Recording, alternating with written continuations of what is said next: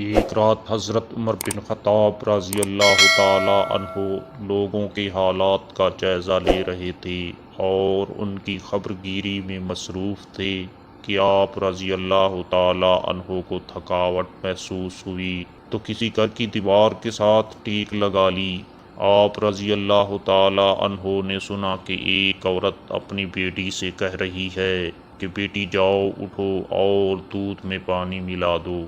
بیٹی نے کہا اماں کیا آپ کو معلوم نہیں کہ امیر المومنین حضرت عمر بن خطاب رضی اللہ تعالی عنہ نے اس سے منع کیا ہے۔ اس کی ماں نے کہا اے بیٹی جاؤ بھی دودھ میں پانی ملا دو، عمر رضی اللہ تعالی عنہ تو ہمیں نہیں دیکھ رہے۔ اس لڑکی نے جواب دیا کہ اماں اگر عمر رضی اللہ تعالی عنہ ہمیں نہیں دیکھ رہے تو عمر رضی اللہ تعالی عنہ کا رب تو ہمیں دیکھ رہا ہے۔ حضرت عمر رضی اللہ تعالی عنہ کو اس نیک لڑکی کی بات بہت پسند آئی۔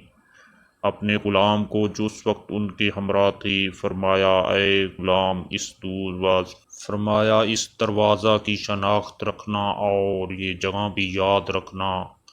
پھر وہ دونوں آگے چل دیے۔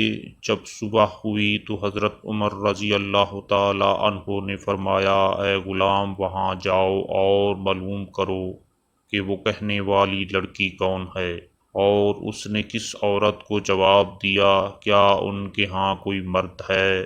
غلام معلومات لے کر واپس آیا اور حضرت عمر رضی اللہ تعالی عنہ کو اس نے بتایا کہ وہ لڑکی کنواری غیر شادی شدہ ہے اور وہ اس کی ماں ہے اور ان کے ہاں کوئی مرد نہیں۔ حضرت عمر رضی اللہ تعالی عنہ نے اپنے بچوں کو بلایا اور ان کو حقیقت حال سے آگاہ کیا۔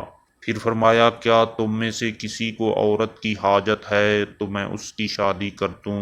اگر تمہارے باپ میں عورتوں کے پاس جانے کی طاقت ہوتی تو تم میں سے کوئی بھی اس لڑکی سے نکاح کرنے میں مجھ پر سبقت نہ لے جاتا۔ حضرت عبداللہ رضی اللہ تعالی عنہ نے کہا کہ میری تو بیوی ہے۔ حضرت عبد الرحمن نے کہا کہ میری بھی بیوی ہے۔ حضرت عاصم رضی اللہ تعالی عنہ نے کہا کہ ابا جان میری بیوی نہیں ہے، آپ میری شادی کرا دیں۔ چنانچہ حضرت عمر رضی اللہ تعالی عنہ نے اس لڑکی کو پیغام نکاح بھیجا اور اپنے بیٹے عاصم سے اس کی شادی کر دی۔ عاصم کے ہاں بیٹی پیدا ہوئی جو حضرت عمر بن عبدالعزیز رحمہ اللہ کی والدہ بنی۔ حضرت عمر بن عبدالعزیز بن مروان کے سب سے زیادہ عادل حکمران اور 5ویں خلیفہ راشد تھے۔